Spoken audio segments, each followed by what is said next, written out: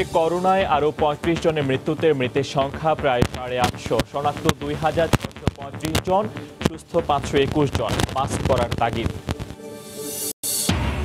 ব্যাপক সংক্রমণেও সাধারণ ছুটির সিদ্ধান্তে ফিরবে না সরকার। কাল থেকে ঢাকায় জোন ভাগ শুরু, দেরির চড়া মাশুলের শঙ্কা। সংক্রমণ বাড়ায় আজ থেকে লকডাউনে কক্সবাজার পৌর এলাকা। সর্বোচ্চ কঠোর হওয়ার হুঁশিয়ারি দিয়েও মাঠে নেই পুলিশ। রোহিঙ্গা ক্যাম্পে বাড়তি সতর্কতা।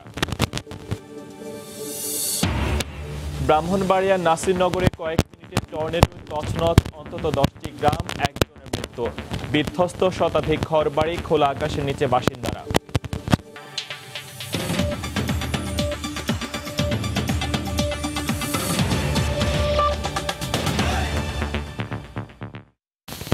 সংবাদে সঙ্গে আছি আমি ফয়সাল মোর্শেদ।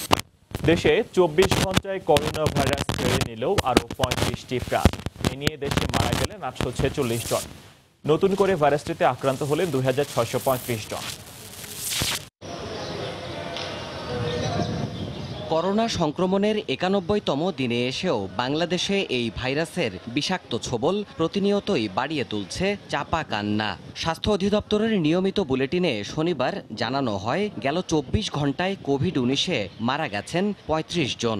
১২,৪৮৬টি নমুনা পরীক্ষা করে ২,৬৩৫ জনের দেহেই উপস্থিতি পাওয়া গেছে করোনার। সংক্রমণের হার এখন ২১.১০%। যা শনাক্ত হয়েছে তাতে আমাদের লিঙ্গভেদে পুরুষ ৭১% এবং নারী ২৯%। গত ২৪ ঘন্টায় মৃত্যুবরণ করেছেন ৩৫ জন। এ পর্যন্ত মৃত্যুবরণ করলেন ৮৪৬ জন। মৃত্যুর এই মিছিলে শেষ ৩৫ জনের মধ্যে পুরুষ ২৮ জন আর নারী ৭ জন, যার মধ্যে ৫১ থেকে ৬০ বছর বয়সী মারা গেছেন ১০ রোগী।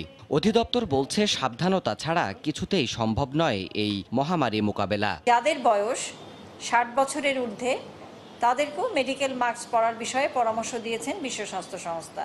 বুলেটিনে জানানো হয়, দেশে এই ভাইরাসে পুরুষদের মৃত্যুর হারই বেশি। বিভাগওয়ারি মৃতের তালিকায় এখনও সর্বোচ্চ ঝুঁকিপূর্ণ অবস্থানেই রয়ে গেছে রাজধানী ঢাকা।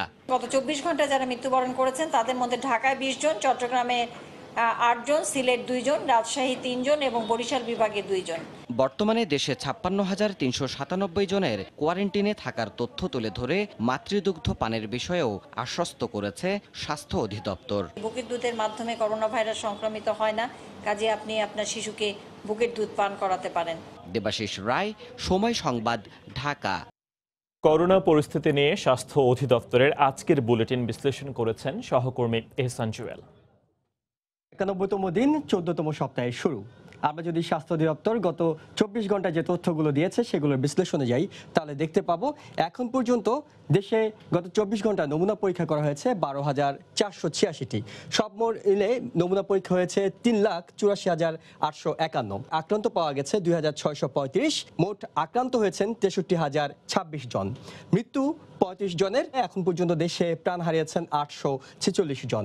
সুস্থ হয়েছেন ৫২১ জন। সব মিলে সুস্থ হয়েছেন ১৩,৩২৫ জন। মোট যে পরীক্ষা হয়েছে তার তুলনায় কত ভাগ আক্রান্ত হয়েছেন সেটি যদি দেখি, তাহলে দেখতে পাবো সবকিছু মিলে মোটামুটি ২০% কাছাকাছি এটি উঠানামা করে। ২ জুন সবচেয়ে বেশি আক্রান্ত হয়েছে ২২.২৯ ভাগ। আজকের পরিসংখ্যান দেখতে পাচ্ছি, নমুনা পরীক্ষার তুলনায় আক্রান্ত হয়েছেন ২১.১০ ভাগ। শনাক্তের ৫৮তম দিনে এসে প্রথমবারের মতো ১০,০০০ আক্রান্ত হয়েছিল। এরপরে ২০,০০০ আক্রান্ত হতে সময় লেগেছিল ৯ দিনের বেশি। এরপর পর্যায়ক্রমে সেটি ৩০,০০০, ৪০,০০০, ৫০,০০০, ৬০,০০০ এখন পৌঁছেছে। শেষের দিকে কিন্তু ১০,০০০ আক্রান্ত হতে সময় লাগছে মাত্র ৩ দিন, অর্থাৎ ৪ দিন ৩ দিনের মধ্যে এখন গড়ে ১০,০০০-এর বেশি আক্রান্ত হচ্ছে। আমরা জানি যে এখন পর্যন্ত ৮০০-র বেশি মারা গেছেন। সেই ক্ষেত্রে সেই পর্যবেক্ষণ যদি আমরা দেখি যে কত দিনে ১০০ করে মারা যাচ্ছেন, তাহলে শুরুতে আমরা দেখব যে শনাক্তের পর ৪৪তম দিনে মৃতের সংখ্যা ১০০ ছিল। এরপরে ১৮ দিন পরে সেটি আরও ১০০ বেড়ে ২০০ হয়েছে। কিন্তু এখন কিন্তু আমরা ২ দিন ৩ দিনেই ১০০ করে বেশি মৃতের সংখ্যা বাড়তে দেখছি। অর্থাৎ এখন আক্রান্ত ও মৃত দুটি সংখ্যাই খুব দ্রুত বাড়ছে। সবচেয়ে বেশি এখন পর্যন্ত আক্রান্ত হয়েছেন ২১ থেকে ৪০ বছর বয়সের মধ্যে, অর্থাৎ মোট আক্রান্তের ৫৫% কিন্তু ২১ থেকে ৪০ বছরের মধ্যে। আজ স্বাস্থ্য অধিদপ্তর যখন তাদের বুলেটিনটি প্রচার করে, সেখানে আরেকটি গুরুত্বপূর্ণ পরামর্শ দেওয়া হয়েছিল। সেটি বলা হয়েছিল সকলকে যাতে মাস্ক পরিধান করে সেই বিষয়টি নিশ্চিত করতে। এবং এই ক্ষেত্রে পরামর্শ দেওয়া হয়েছে যারা সাধারণ আছেন তারা যাতে কাপড় তৈরি মাস্ক পরেন, কিন্তু যাদের বয়স 60 বছরের বেশি তারা যাতে মেডিকেল মাস্কগুলো পরিধান করেন যাতে তাদের শ্বাসের সুবিধা হয়। এখন পর্যন্ত এই ছিল আমার কাছে করোনা 24 ঘন্টার সবশেষ খবর। সংক্রমণের মাত্রা বাড়লেও আর সাধারণ ছুটির সিদ্ধান্তে ফিরছে না সরকার। জোন ভাগ করে এলাকাভিত্তিক লকডাউন করার কথা জানালেন জনপ্রশাসন প্রতিমন্ত্রী ফরহাদ হোসেন। কাল থেকে রাজধানীতে জোন ভাগের কাজ শুরু হবে বলে জানিয়েছে স্বাস্থ্য মন্ত্রণালয়। তবে বিশেষজ্ঞরা বলছেন জোন ভিত্তিক লকডাউনে দেরির চড়া মাশুল গুনতে হবে। আরও জানাচ্ছেন মাহমুদ রাকিব। দেশে গেল 2 সপ্তাহে আশঙ্কাজনক হারে বেড়েছে করোনা আক্রান্ত ও মৃতের সংখ্যা। স্বাভাবিক জীবনযাত্রায় ফেরার চেষ্টাকে ম্লান করে দিচ্ছে কোভিড সংক্রমণের মাত্রা। এই পরিস্থিতিতে শনিবারও দফায় দফায় বৈঠক করেছে স্বাস্থ্য, স্বরাষ্ট্র, জনপ্রশাসন ও আইসিটি মন্ত্রণালয় সহ সংশ্লিষ্ট বিভিন্ন দপ্তর। বৈঠক শেষে জনপ্রশাসন প্রতিমন্ত্রী জানান, পুরো দেশে আর সাধারণ ছুটি ঘোষণার চিন্তা নেই সরকারের। ঝুঁকি বিবেচনায় রেড, ইয়েলো ও গ্রিন জোনে ভাগ করার দিকে এগোচ্ছেন তারা। স্বাস্থ্য মন্ত্রণালয় জানিয়েছে, আইইডিসিআর, স্বাস্থ্য অধিদপ্তর ও আইসিটি মন্ত্রণালয়ের সহায়তা নিয়ে রোববার থেকেই ঢাকায় জোন ভাগের কাজ শুরু হবে। ঢাকা শহরের একাধিক জায়গায় কালকে পাইলটিং করা একটা প্রচেষ্টা তারা হাতে নিয়েছে। সেটা যদি কমপ্লিট করতে পারে আমরা হয়তো কালকে থেকেই দেখতে পাবো। যেগুলোতে রেড জোন কনসিডার করা হবে সেগুলোতে সবকিছু লকডাউন রাখা হবে এবং এলাকাগুলো অনেক বিশাল এলাকা নেওয়া হবে না। ওয়ার্ড ভিত্তিক করা যেতে পারে, মহল্লা, একটা পাড়া, এইভাবে করা যেতে পারে। রেড জোন যেটা ডেজিগনেট করা হবে কমপক্ষে 14 দিন। কাউকে বেরোতে এবং ঢুকতে কোনোটাই অ্যালাউ করা হবে না। সেখানে যারা কর্মরত থাকবেন তারা সম্ভব হলে বাসায় বসেই কাজ করবেন। গ্রিন জোন গুলো ভালো আছে, তো গ্রিন জোনকে কিভাবে কন্ট্রোল হবে, রেড জোন কতটা স্ট্রিক্ট, রেস্ট্রিকশন সেখানে কতটুকু থাকবে টু দা পয়েন্ট, এবং এইটা আমরা এখন ইফেক্টিভলি এটা কাজ হবে এবং আমার মনে হয় বাস্তবায়ন যদি করতে পারি তা এইটা কার্যকরী পদক্ষেপ হতে যাচ্ছে সরকার। লকডাউন, সারা দেশ লকডাউন কখনোই হবে না। আমরা সীমিত পরিসরে কাজ আমরা করতে চাই। চূড়ান্ত সিদ্ধান্ত মাননীয় প্রধানমন্ত্রী দিবেন, খুব তাড়াতাড়ি আমাদের সিদ্ধান্ত জানাবেন, নির্দেশনা দেবেন। তবে বিশেষজ্ঞরা বলছেন, আরো 2 মাস আগেই শুরু করা উচিত ছিল জোন ভাগের কাজ। তো এটা আজকে করলে কতটুকু সুফল পাওয়া যাবে নিশ্চিত নেই, কিন্তু এটা যদি 1-2 মাস আগে করতো অনেক বেশি ফল পাওয়া যেত। তখন আমরা অনেক বেশি রোগটাকে নিয়ন্ত্রণে রাখতে পারতাম। এখন রোগটা এমনভাবে ছড়িয়ে গেছে যে আমার দেশের বেশিরভাগ এলাকা গ্রাম ছাড়া প্রায় রেড জোনের কাছাকাছি চলে যাচ্ছে। এই জন্য এখন করাটা দেরি হয়ে গেছে। আমরা সব কিছু করছি কিন্তু একটু দেরিতে করছি। এই দেরির মূল্য আমাদেরকে দিতে হতে পারে। বর্তমানে দেশে গড়ে মোট নমুনা পরীক্ষার 20% বেশি মানুষের দেহে করোনা ভাইরাস শনাক্ত হচ্ছে। মাহমুদ রাকিব, সময় সংবাদ, ঢাকা। করোনার সংক্রমণ বাড়ায় রেড জোন ঘোষণা করায় আজ থেকে লকডাউনে কক্সবাজার পৌর এলাকা। যদিও আগের মতোই চলছে গণপরিবহন সহ ব্যক্তিগত যানবাহন। মানুষের মধ্যে নেই কোনো সচেতনতা, দিচ্ছে নানা অজুহাত। আর প্রশাসনের নজরদারি দৃশ্যমান না হলেও সবাই মিলে চেষ্টা করার কথা বলছে পুলিশ ও জেলা প্রশাসন। আরও জানাচ্ছেন সুজাউদ্দিন রুবেল। কক্সবাজার শহরের লালদিঘির পাড়ের প্রধান সড়ক, যেখানে চলছে গণপরিবহন সহ ব্যক্তিগত যানবাহন। শারীরিক দূরত্ব বজায় না রেখে বন্ধ দোকানের সামনে জড়ো হয়েছেন ব্যবসায়ীরা। আর বাজার বন্ধ থাকলেও রাস্তায় বসানো হয়েছে এই বাজার।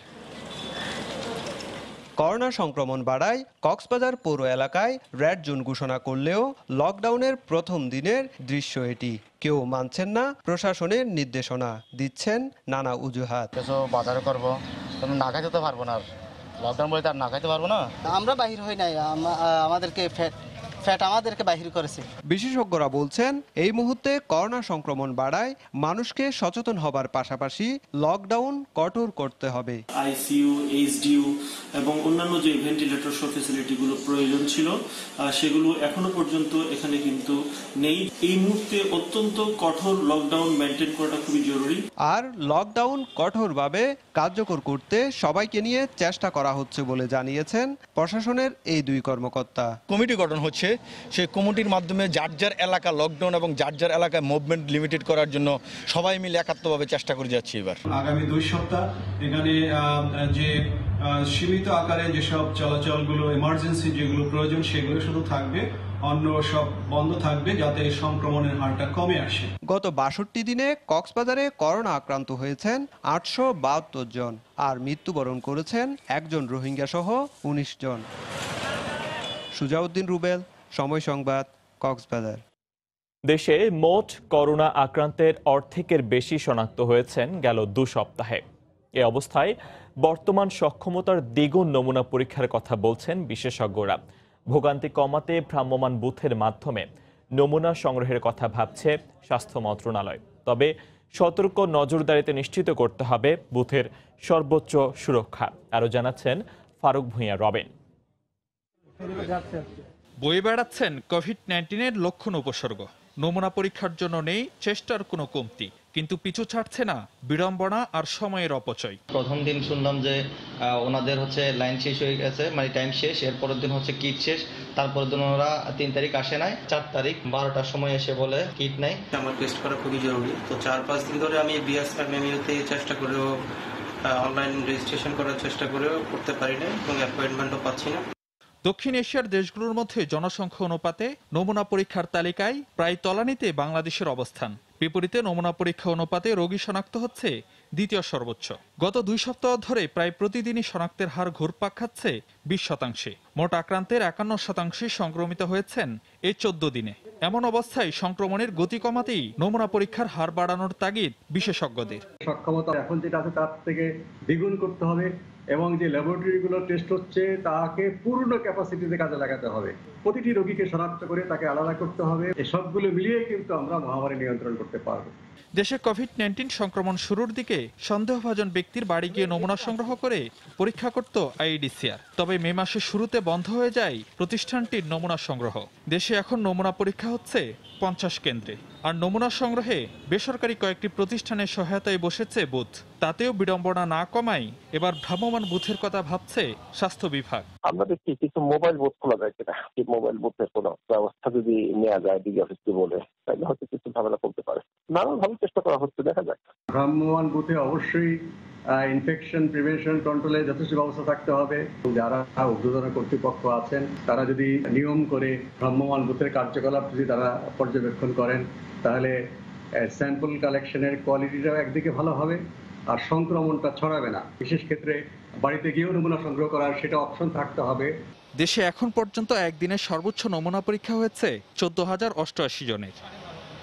ফারুক ভূঁইয়া রবিন, সময় সংবাদ, ঢাকা। ব্রাহ্মণবাড়িয়ার নাসিরনগরে কয়েক মিনিটে টর্নেডোয় তছনছ হয়ে গেছে অন্তত 10টি গ্রাম। লণ্ডভণ্ড হয়ে গেছে শতাধিক বসতবাড়ি, প্রাণ হারিয়েছেন একজন।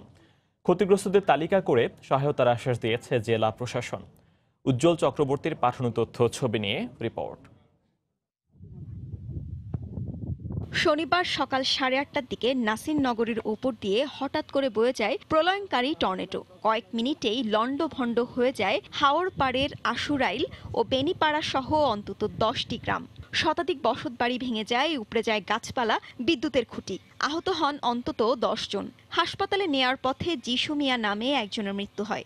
মাথা গোজার ঠাঁই হারিয়ে এখন খোলা আকাশের নিচে অবস্থান করছেন ক্ষতিগ্রস্ত পরিবারের সদস্যরা। আমি তলে হয়ে গেছি ঘরের, আমার স্বামী আলগিদা দই রান্নার বাঁচাইছে। অনেক ক্ষতি করছে, টিভি টাভি আলমারি সালমারি যা আছে ভাই কিচ্ছু নাই, সব উড়াই লেছে। দরজা 2 জনে 3 জনে ধরে রাখতে না দিই, ঘর দর উড়াই নিতেছে গা, ঘর দর উড়াই লয়ে গেছে গা, ডেগলুয়ারি লয়ে গেছে গা। আমি উলানলে কি করে খামু?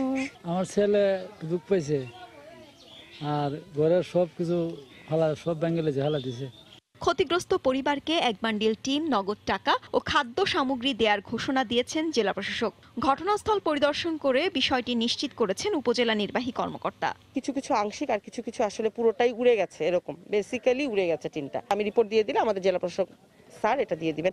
এদিকে একই সময়ে টর্নেডোর আঘাতে লণ্ডভণ্ড হয়ে যায় সরাইল উপজেলার কুচনি ও গুড্ডা গ্রামের অন্তত 30টি বসতঘর। সময় সংবাদ, ব্রাহ্মণবাড়িয়া। করোনার কারণে দেশের গার্মেন্টস শিল্প বিপর্যস্ত অবস্থায় পড়লেও চলমান বিশ্ব বাণিজ্য যুদ্ধ পরিস্থিতি এই খাতের জন্য নতুন সম্ভাবনাও তৈরি করেছে। তবে এই সম্ভাবনাকে বাস্তবে রূপ দিতে সরকারকেই মূল ভূমিকা পালন করতে হবে বলে মনে করেন এই খাতের ব্যবসায়ীরা। সরকারকে আমদানিকারক দেশগুলোর সঙ্গে কূটনৈতিক চ্যানেলে আলাপের কথা বলছেন তারা। নূরজামাল আতিকের ক্যামেরায় আরও জানাচ্ছেন কমল দে। চলতি বছরের শুরু থেকে নানা ধরনের জটিলতার মুখে পড়ে দেশের তৈরি পোশাক শিল্প। বিশেষ করে করোনা ভাইরাসের কারণে ফেল মৌসুম হিসেবে চিহ্নিত জুন জুলাইয়ের পুরো অর্ডারেই বিপর্যস্ত হয়। 26শে মার্চ সারা দেশে অঘোষিত লকডাউন শুরু হওয়ার পর বন্ধ হয়ে যায় দেশের সবগুলো গার্মেন্টস কারখানা।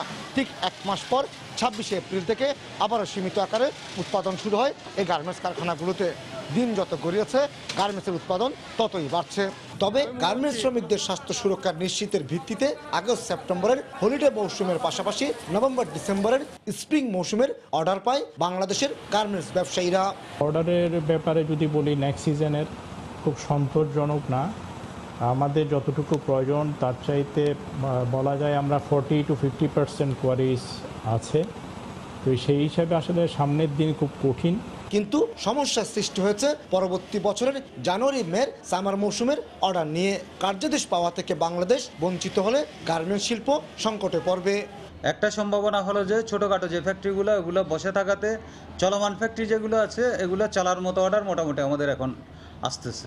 গার্মেন্টস ব্যবসায়ীরা বলছেন চীন, জাপান এবং আমেরিকার রাজনৈতিক বিরোধে বাংলাদেশের গার্মেন্টস শিল্প লাভবান হওয়ার আশা রয়েছে। তবে এই ধারা ধরে রাখতে সরকারকে সবার আগে এগিয়ে আসতে হবে। জাপানের সাথে চায়নার রিলেশনশিপ যেভাবে ডেটোরিয়েট করছে, এটির একটি সুফল বিজনেস যদি ডাইভার্ট হয়, বাংলাদেশও তার কিছু অর্ডার অবশ্যই প্লেস করবে। নানা জটিলতার কারণে বর্তমানে দেশের গার্মেন্টসগুলোর সক্ষমতার 60 থেকে 70% বেশি ব্যবহার করা যাচ্ছে না। সরকারের প্রদত্ত সুবিধা অব্যাহত থাকলে বিরাজমান সমস্যা কাটিয়ে ওটা সম্ভব বলে মনে করছেন এই বিজিএমইএ নেতা। সামনেও সরকার এই বিষয়টি বিবেচনায় রেখে এই সেক্টরের আমাদেরকে সহযোগিতা দিয়ে যাবে। বাংলাদেশের ফেল মৌসুমের অন্তত $3 বিলিয়ন স্থগিতের পাশাপাশি বাতিল করেছিল বায়াররা। তবে পরিস্থিতি উন্নতি হয় ক্ষতি কাটিয়ে বাকি আগামী 2 মৌসুমে অন্তত $10 বিলিয়ন ব্যবসার আশা করছেন গার্মেন্টস মালিকরা। কমল দে, সময় সংবাদ, চট্টগ্রাম। করোনা মোকাবিলা করে চীন ও ভিয়েতনাম যেখানে পোশাক খাতে রফতানি বাড়িয়েছে, সেখানে বাংলাদেশ হারিয়েছে তার অর্ধেক বাজার। লকডাউনেও কঠোরভাবে সচেতনতা মেনে কারখানা খোলা রাখায় সাফল্য পেয়েছে ভিয়েতনাম। বিশ্লেষকরা বলছেন, বাংলাদেশের ক্রয়াদেশ ভিয়েতনামে যাওয়া ঠেকাতে স্বাস্থ্যবিধি মেনে বৈশ্বিক চাহিদার উপর ভিত্তি করে উৎপাদন বাড়ানো না গেলে মুখ থুবড়ে পড়বে দেশের পোশাক শিল্প। সৈয়দ ইফতেখারের রিপোর্ট। বিশ্বে করোনা মোকাবিলায় সবচেয়ে সফল দেশ ভিয়েতনাম। চীনের সঙ্গে দীর্ঘ সীমান্ত থাকার পরও কঠোরভাবে বিধিনিষেধ মেনে চলায় স্বাস্থ্য ব্যবস্থার পাশাপাশি অর্থনীতিকে চাঙা রাখতে পেরেছে দেশটি। ভাইরাস শনাক্ত হওয়ার পর লকডাউন ঘোষণা করা হলেও খোলা রাখা হয় তৈরি পোশাক কারখানাগুলো। ইউরোপ আমেরিকায় মাস্ক, পিপিই উপহার পাঠিয়ে নতুন কৌশলে বাজার ধরেছে দেশটি। যুক্তরাষ্ট্র সহ আর অন্যান্য দেশকে তারা কিছু ফেস মাস্ক ডোনেশন করে এবং সেটা তাদের গার্মেন্টস প্রোডাক্ট হিসাবে। এইটাকে যখন তারা খুব সফলভাবে পোট্রে করতে পারলো, তাতে করে তারা আসলে নিজেদের সক্ষমতাটাকে একবার প্রমাণ করতে পেরেছে। বিজিএমইএর তথ্য বলছে, গেল মে মাসেই কেবল 62% পোশাক রফতানি কমেছে। ক্রয়াদেশ চলে যাচ্ছে ভিয়েতনাম ও চীনে। আগামী 2 মাস পরে বাংলাদেশের ওই প্রোডাকশন ক্যাপাসিটি থাকবে না। অনেক ফ্যাক্টরি এমনি বসে যাবে, বিকজ তাদের এনাফ কাজ এই মুহূর্তেই নাই। শুধু সংকট না দেখে তৈরি পোশাক কারখানা মালিকদের সম্ভাবনার দিকেও নজর দেওয়া উচিত বলে মনে করেন প্রধানমন্ত্রীর বেসরকারি শিল্প ও বিনিয়োগ উপদেষ্টা। আমাদের ইনশাল্লাহ এক্সপোর্ট বাড়বে।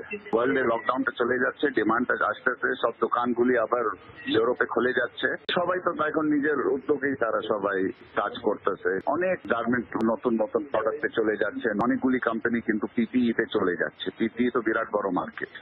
বিশেষজ্ঞরা বলছেন, বর্তমান পরিস্থিতিতে উৎপাদন না বাড়িয়ে শ্রমিক ছাঁটাই ডেকে আনতে পারে আরো বড় বিপর্যয়। উৎপাদন ব্যবস্থাটাকে ঢেলে সাজাতে হবে। করোনা ভাইরাসের আমলে প্রতিযোগিতাটা শুধু প্রাইসের প্রতিযোগিতা না, এখানে প্রতিযোগিতাটা মূল্য এবং তার সাথে সাথে কত নিরাপদ কমপ্লায়েন্ট পরিবেশে আমরা উৎপাদন করছি। তারা আরও বলছেন, কূটনৈতিক তৎপরতার মাধ্যমে নতুন নতুন বাজার সৃষ্টি করা ও বৈশ্বিক চাহিদা অনুযায়ী রফতানি করা না গেলে আগামীতে আরও প্রকট হবে পোশাক খাতের সংকট।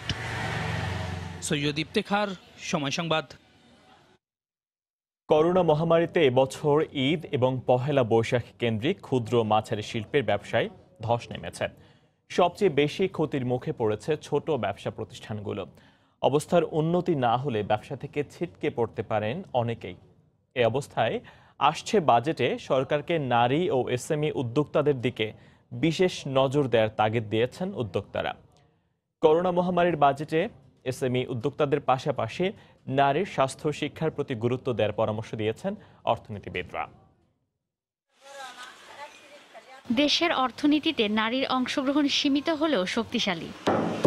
এর মধ্যে গেল কয়েক বছর ধরে ক্ষুদ্র ও মাঝারি উদ্যোক্তা হিসেবে আত্মপ্রকাশ করেছেন নারীরা। করোনা মহামারীতে পহেলা বৈশাখ আর রমজানের ঈদকে কেন্দ্র করে এবার কোনো ব্যবসায় পরিচালনা করতে পারেননি ক্ষুদ্র ও মাঝারি উদ্যোক্তারা। এই অবস্থায় বিপর্যস্ত অর্থনীতি পুনরুদ্ধারে 16,000 কোটি টাকা বরাদ্দ দেওয়া হয়েছে। নারী উদ্যোক্তারা বলছেন, বরাদ্দের এই অর্থ সুষম বন্টন এবং সহজ শর্ত ও স্বল্প সুদে ঋণ পাওয়া গেলে ব্যবসা টিকিয়ে রাখা সম্ভব। নারী উদ্যোক্তারা পুঁজি হারিয়েছে, তাদের পক্ষে কিন্তু হুট করে আবার ব্যবসাটা চালু করা শুরু করা কিন্তু সম্ভব নয়। তো এদের জন্য একটা খুবই অ্যাকশন ওরিয়েন্টেড একটা খুব পজিটিভ একটা প্ল্যান করতে হবে, এবং যদি সরকার যদি মনে করে যে তাদেরকে সহজ শর্তে এসএমই উদ্যোক্তাদেরকে লোন দিবে, তো সেখানে যেন একটা পোর্শন যেন নারীদের জন্য এটা নির্ধারিত থাকে। বাজেটে যেন এই ব্যাপারে মাননীয় প্রধানমন্ত্রীর কাছে আমাদের আবেদন থাকবে, উনি যেন এই ব্যাপারে একটু খেয়াল করেন। উনি নিজেও নারী, অবশ্যই নারীদের প্রতি উনি খেয়াল রাখবেন। অর্থনৈতিক কার্যক্রমে নারীর অংশগ্রহণ নিশ্চিত করতে বিভিন্ন বাধা দূর করতে বাজেটে সুনির্দিষ্ট বরাদ্দ জরুরি বলে মনে করেন অর্থনীতিবিদরা। টিকে থাকার সংগ্রামের বাজেট, সেখানে নারী উদ্যোক্তারা ছোট ছোট উদ্যোগ নিয়ে তারা যেভাবে এগিয়ে এসেছিলেন, তারা সহ তাদের সাথে কারিগর, তার ডিজাইনার, তাদেরকে তাদের জীবন জীবিকা রাখার জন্য বাজেটে ইতোমধ্যে ঘোষিত প্রণোদনার অর্থ সেটা যেন তারা পান। এশিয়ান ডেভেলপমেন্ট ব্যাংকের সমীক্ষা অনুসারে বাংলাদেশের জিডিপিতে এসএমই খাতের অবদান 20 থেকে 25%। বর্তমানে দেশের প্রায় 2.5 কোটি মানুষের সরাসরি কর্মসংস্থান ক্ষুদ্র ও মাঝারি শিল্প খাতে। ঈশিতা ব্রহ্ম, সময় সংবাদ, ঢাকা। এডিস মশা নিধনে চিরুনি অভিযান চালাচ্ছে উত্তর সিটি কর্পোরেশন। সকাল থেকে দুপুর পর্যন্ত গুলশানের বিভিন্ন নির্মাণাধীন ভবন এবং বাসাবাড়িতে অভিযান চালানো হয়। এ সময় এডিস মশার লার্ভা পাওয়া বাড়ির মালিকদের বিরুদ্ধে অর্থদণ্ড করেন নির্বাহী ম্যাজিস্ট্রেট। রাজধানীর গুলশানের অভিজাত বাড়ি দৃষ্টিনন্দনে বাড়িতে মিলেছে এডিস মশার লার্ভা। করোনার মাঝেই ডেঙ্গুর প্রকোপ। গত বছর বাংলাদেশে ডেঙ্গুর ভয়াবহ অভিজ্ঞতার পরও চলতি সময় দেশে ডেঙ্গু রোগী যখন বাড়ছে লাফিয়ে লাফিয়ে, তখনও অসচেতনতার দোহাই বাড়ির মালিকের। এসব বাড়ির পাশাপাশি বিভিন্ন নার্সারি, বাগান, নির্মাণাধীন ভবনে অভিযান পরিচালনা করা হয়।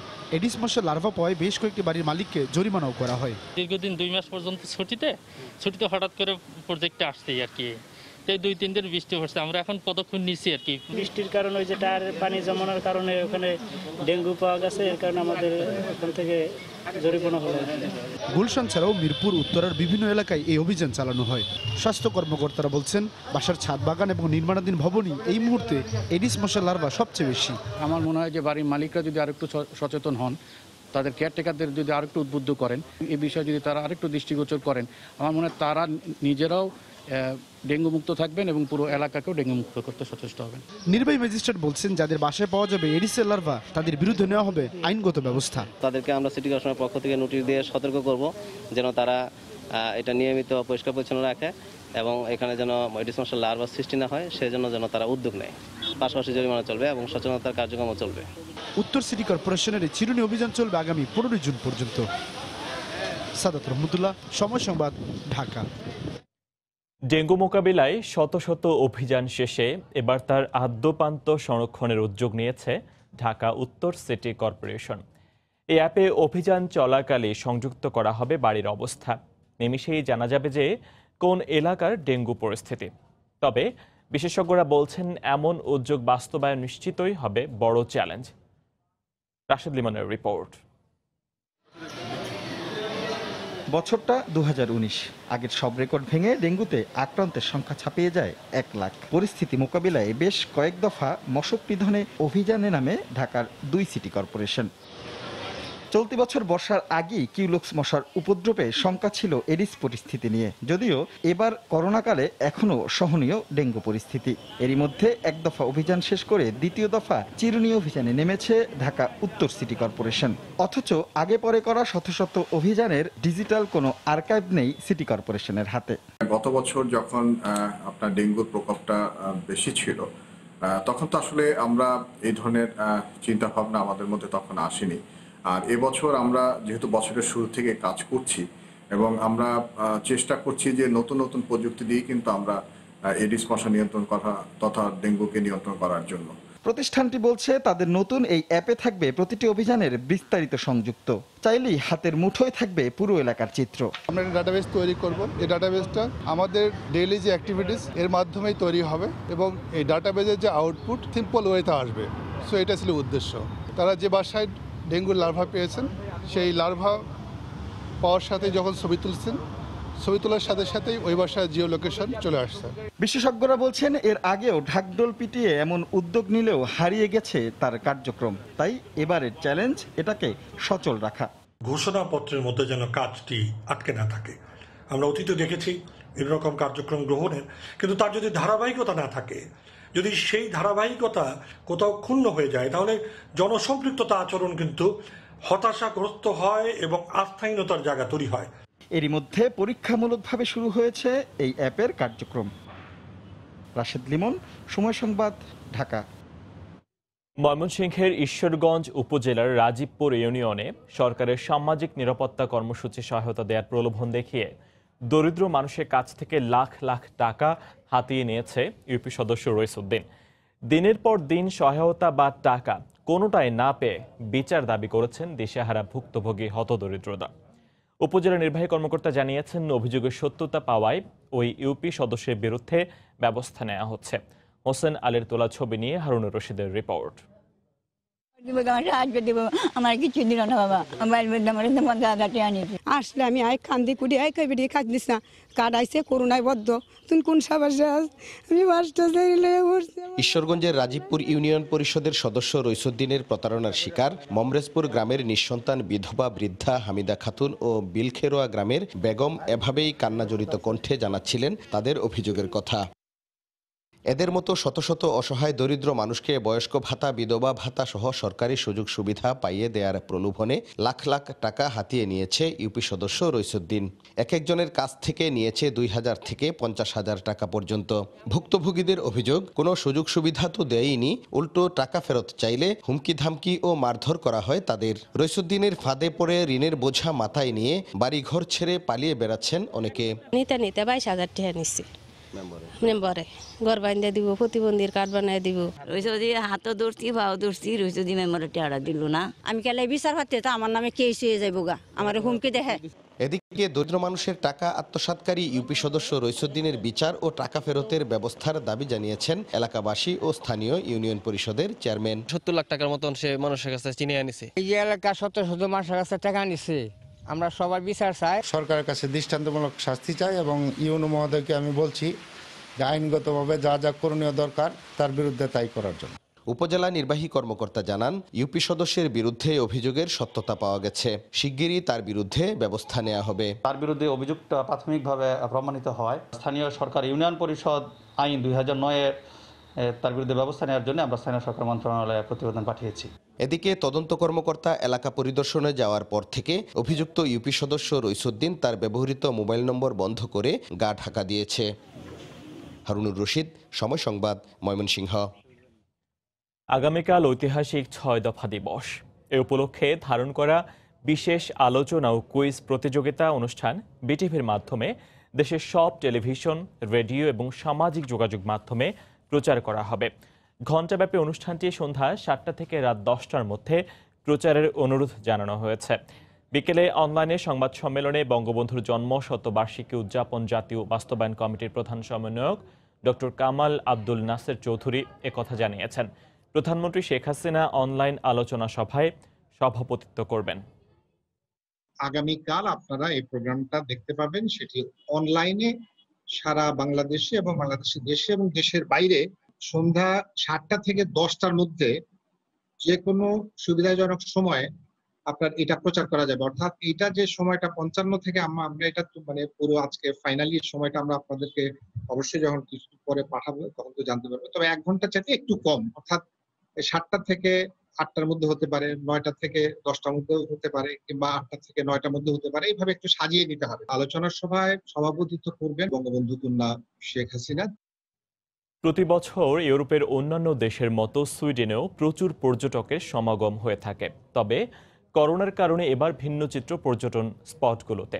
এদিকে প্রতিবেশী দেশ ফিনল্যান্ডে করোনা পরিস্থিতি অনেকটা নিয়ন্ত্রণে থাকায় লকডাউন শিথিল করা হয়েছে। পর্যটকদের জন্য উন্মুক্ত হচ্ছে দেশটি। সুইডেন থেকে আরও জানাচ্ছেন শফিকুল আলম।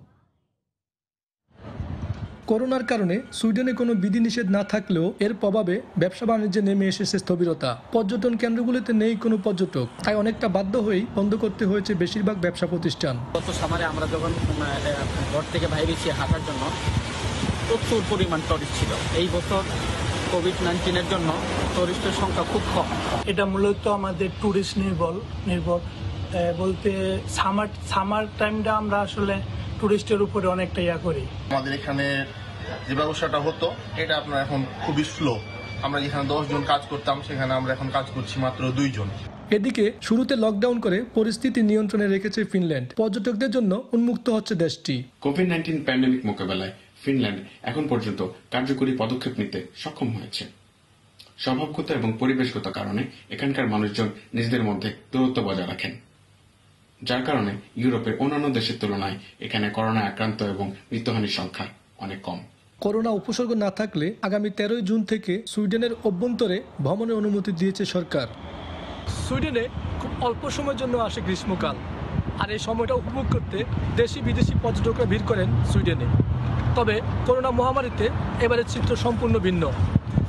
সবার প্রত্যাশা করোনা মুক্ত সুইডেনে আবার পান-চঞ্চলতা ফিরে আসবে সবখানে। শফিল আলম, সময় সংবাদ, সুইডেন। পর্তুগালের সার্বিক করোনা পরিস্থিতি স্বাভাবিক হয়ে আসলেও রাজধানী লিসবনে এখনও ধারাবাহিকভাবে বাড়ছে সংক্রমণ। এতে নতুন করে অনিশ্চয়তা লিসবন কেন্দ্রিক বাংলাদেশি ব্যবসায়ী সহ পেশাজীবীরা। অন্যদিকে পরিস্থিতি যথেষ্ট নিয়ন্ত্রণে আসায় স্বাভাবিক জীবনে ফিরতে শুরু করেছে স্পেন। পর্তুগাল থেকে তারিকুল হাসান আশিকের রিপোর্ট। লকডাউন প্রত্যাহারের পাশাপাশি নিয়মকানুনের শিথিলতা আসায় গেল কয়েক সপ্তাহে লিসবন সহ পর্তুগাল জুড়েই ফিরে এসেছিল স্বস্তি। সর্বত্রই বেড়েছে মানুষের আনাগোনা। তবে কয়েকদিন ধরেই রাজধানী লিসবনে বাড়ছে করোনায় সংক্রমণের হার। প্রতিদিন সারা দেশের নতুন আক্রান্তের শতকরা 70 ভাগের বেশি লিসবনে আক্রান্ত হচ্ছে বলে জানিয়েছে পর্তুগিজ স্বাস্থ্য অধিদপ্তর। এতে নতুন করে অনিশ্চয়তা দেখা দিয়েছে লিসবন কেন্দ্রিক বাংলাদেশি ব্যবসায়ী সহ বিভিন্ন পেশাজীবীর। কাজটা ফিরে পাইতাম, কাজ শুরু হইতো, তেমন আশা ছিল আমাদের, কিন্তু আমাদের সেই আশা নষ্ট হলো। আবার পরিস্থিতি খারাপের দিকে। ব্যবসা বাণিজ্য তো কিছু আপনার ভালো আদর ছিল, কিন্তু বর্তমানে যে পরিস্থিতি আপনার এই 3-4 দিন 5 দিন যে বেড়ে উঠতেছে আপনার বোঝা গেছে আমরা আতঙ্কের মধ্যে আছি। পর্তুগালে বসবাসরত অধিকাংশ বাংলাদেশির বিভিন্ন কার্যক্রম লিসবন কেন্দ্রিক হওয়ায় বাড়তি সতর্কতার পরামর্শ কমিউনিটি ব্যক্তিদের। নিজস্ব বিবেকবোধ থেকে, দায়িত্ব এবং কর্তব্য থেকে আপনারা সকলেই চেষ্টা করবেন একটু সচেতন থাকার এবং নিরাপদে থাকার। বিশেষ কোনো কাজ এবং বিশেষ কোনো কারণ ছাড়া প্লিজ কেউ ঘর থেকে বের হবেন না। দেশের অন্যান্য অঞ্চলে নতুন আক্রান্ত ও মৃত্যুর হার শূন্যের কোঠায় নেমে আসায় বিশ্বের বিভিন্ন অঞ্চলের পর্যটকদের স্বাগত জানাতে প্রস্তুত বলে জানিয়েছেন পর্তুগিজ পররাষ্ট্রমন্ত্রী। প্রতিবেশী স্পেনেও পরপর কদিন নেই মৃত্যুর ঘটনা। যথেষ্ট নিয়ন্ত্রণে নতুন আক্রান্তের সংখ্যাও। 22 জুন থেকে ফ্রান্স ও পর্তুগালের সাথে সীমান্ত খুলে দেওয়ার ঘোষণাও দিয়েছে স্পেন সরকার। তারিকুল হাসান আশিক, সময় সংবাদ, পর্তুগাল।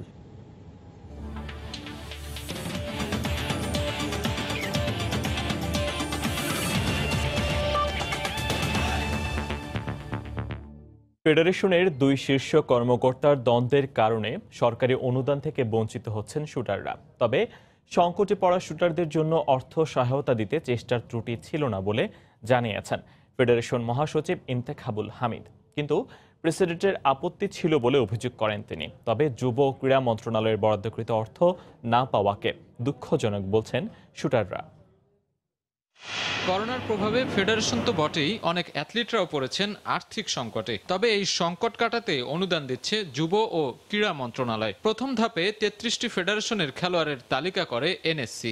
বাছাই করা অ্যাথলিটদের 10,000 টাকা করে সহায়তা দেয় তারা। তবে এ নিয়ে দ্বন্দ্ব দেখা দিয়েছে শুটিং ফেডারেশনে। ফেডারেশন কর্তাদের আপত্তির কারণে আর্থিক সহায়তা থেকে বঞ্চিত হচ্ছেন শুটাররা। ফেডারেশনের 2 শীর্ষ কর্তার দ্বন্দ্বের কারণে এখন পর্যন্ত কোনো অর্থ বরাদ্দ আসেনি ফেডারেশনে। তবে দুঃসময়ে শুটারদের সরকারি অনুদান দেবার ব্যাপারে চেষ্টার কোনো ত্রুটি ছিল না বলে জানান ফেডারেশনের মহাসচিব। কিন্তু সভাপতি তার সিদ্ধান্তকে তোয়াক্কা করেননি বলে অভিযোগ তার। আমি তো চাই না শুটিং এ ক্ষতি হোক, শুটিং এ এইগুলি করতে আমি একা করি না। আমি ভাইস প্রেসিডেন্টের অনুমোদন নিয়েছি, আমি ট্রেজারের অনুমোদন নিয়েছি, অনুমোদন নিয়ে করতে গেছিলাম, কিন্তু আমি যেটা করি সেটা সাধারণত সামহাও আমাদের প্রেসিডেন্ট অথবা পছন্দ করে না। তবে এ ব্যাপারে ফেডারেশন সভাপতির কোনো বক্তব্য পাওয়া যায়নি। এদিকে আর্থিক অনুদান থেকে বঞ্চিত হওয়ার বিষয়টিকে দুঃখজনক বলছেন শুটাররা। শিগগিরই সমস্যা সমাধান করে যথাযথ ব্যবস্থা নেয়ার দাবি তাদের। দ্বন্দ্বের মধ্যে যদি এরকম আর্থিক সহায়তা যদি এরকম ডিক্লেয়ার হয়ে থাকে বা শুটাররা না পেয়ে থাকে, এটা তো আসলে সত্যি দুঃখজনক। কারণ কিছু কিছু শুটার আছে যে ন্যাশনাল টিমের না হোক বা একদম ন্যাশনাল টিমের অনেক দিন শুটিং করে বিভিন্ন ক্লাবে, মোটামুটি খেলার শুটার, এদের আসলে কিছুটা আর্থিক সাহায্য দেওয়া উচিত, কারণ অনেক দিন যাবত যেতে খেলা নাই। ফেডারেশনে থাকবে না কোনো দ্বন্দ্ব, পারফরমেন্সও আসবে না কোনো ঘাটতি, এমন প্রত্যাশা শুটারদের। সাজিদ আরাফাত, সময় সংবাদ, ঢাকা। এ পর্যায়ে শীর্ষ সংবাদ জানিয়ে দিচ্ছি আরেকবার। দেশে করোনায় আরও ৩৫ জনের মৃত্যুতে মৃতের সংখ্যা প্রায় 850, শনাক্ত ২,৬35 জন, সুস্থ ৫২১ জন, মাস্ক পরার তাগিদ। ব্যাপক সংক্রমণেও সাধারণ ছুটির সিদ্ধান্তে ফিরবে না সরকার, কাল থেকে ঢাকায় জোন ভাগ শুরু, দেরির চড়া মাসুলের সংখ্যা।